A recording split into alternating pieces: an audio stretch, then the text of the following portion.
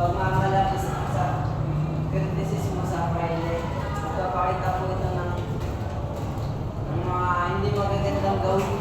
Ma'am, nagpapakita po ito ng mga hindi magagandang gawin sa mga Friday. Tama.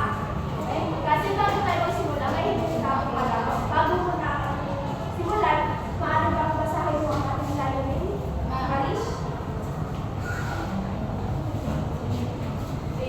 Natutuwa ko yung mga halagang pangyayari sa anak na bata. May paliwanag ng mensahe o paliwating ang kaisipang nakaloob sa akla at naiuugnay ang mahalagang kaisipan ng akla batay sa sariling pananaw. Maraming salamat. Ayan, kasi, ngayon mga kapalaro. Bubunod tayo sa panibagong bulsa ni Doraemon. Ang panunod ito, pahatiin mo kayo sa dalawang pangkat, tapos pipili kayo ng isang natatawan para umakto sa harapan. Bali, lumipat ang iba dito.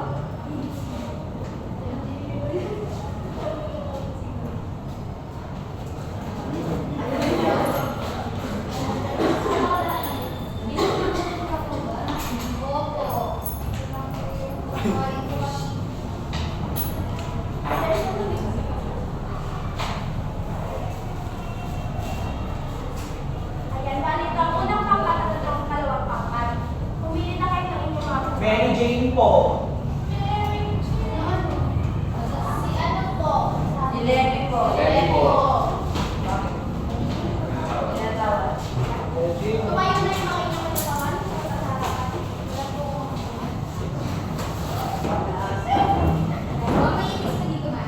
Mary. Balang panunod nito, yung mapupulis mo ay i-acto mo sa kanila na sila yung pumula. Tapos yung mapupulis naman sila ang pinagka.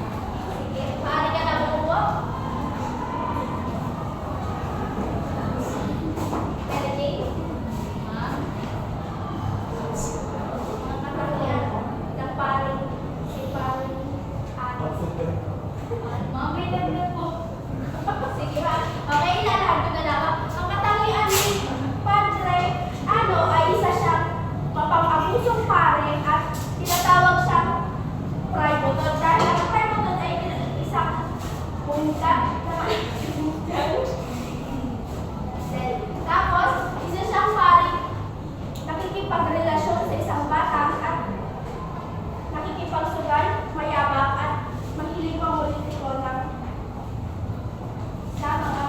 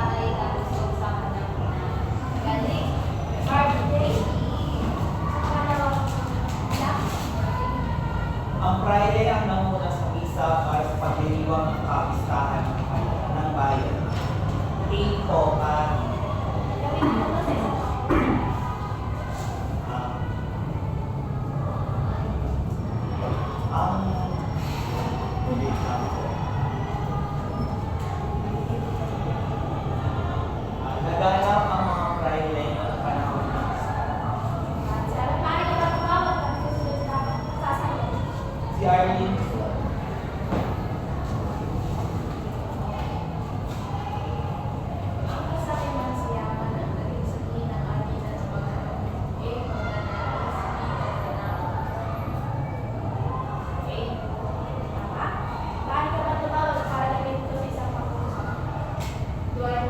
Natapos na natin hanggang ikalimang bilang. Sunod natin naman sasagutan ng ating mga katanungan tungkol sa ating nilalakad. Basahin mo ang unang bilang, Anderson.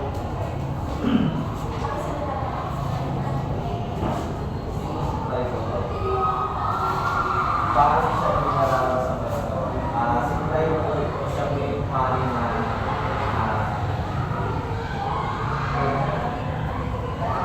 siya yung pari na sa mga Sino pa maaari? Rene?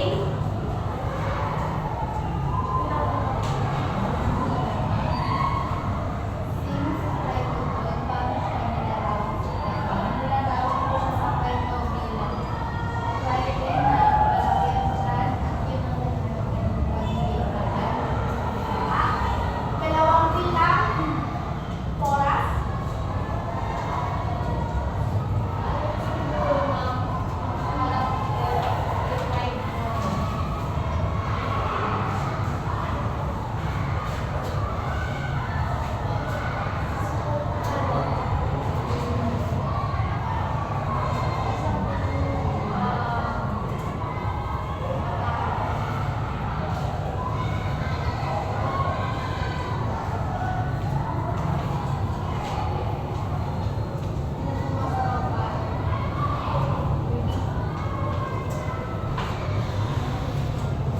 Ayan. Ikatlong bilang, Levi.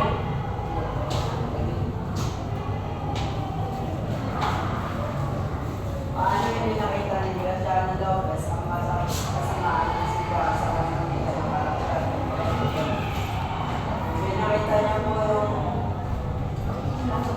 kasamaan ng simbahan dahil po sa ginagawa ni Raymond na pakikipuyang sa mga bata at pagnanakaw po sa mga pera at pangangambang po sa mga lupain. Sa tingin mo, tama ba ang ginagawa ng Raymond? Hindi po ma'am, dahil po hindi naman po, kapag hindi po sa inyo yung ari, dapat hindi nyo pinukuha. Saka masama pong bumatag sa bata. Kasi wag mo gagayahin si Raymond sapagkat mali ang makipagrelasyon sa minor de edad. Yan. Ikaw huling bilang, Arlene.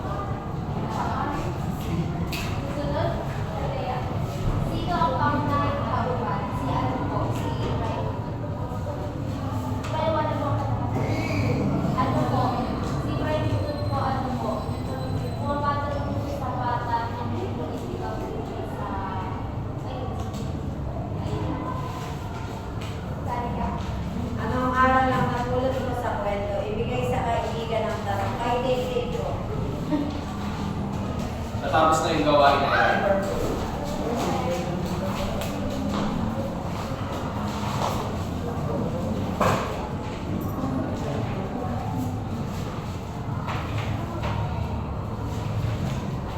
Ayan, kasi tutungo naman tayo sa ating isang pagsusulit. Kumuha kayo ng isang one-fourth na papel at magsasagot tayo ng ating sinasabi.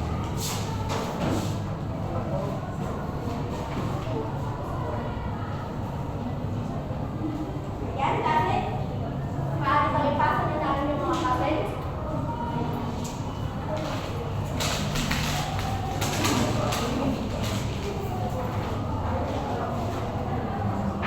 Ayan. Ang inyong taktang aralin na ipapasa nyo next week ay sumunod kayo sa isang buong papel ng mga katangian ng Friday sa kasalukuyan ngayon. Okay, salamat naman.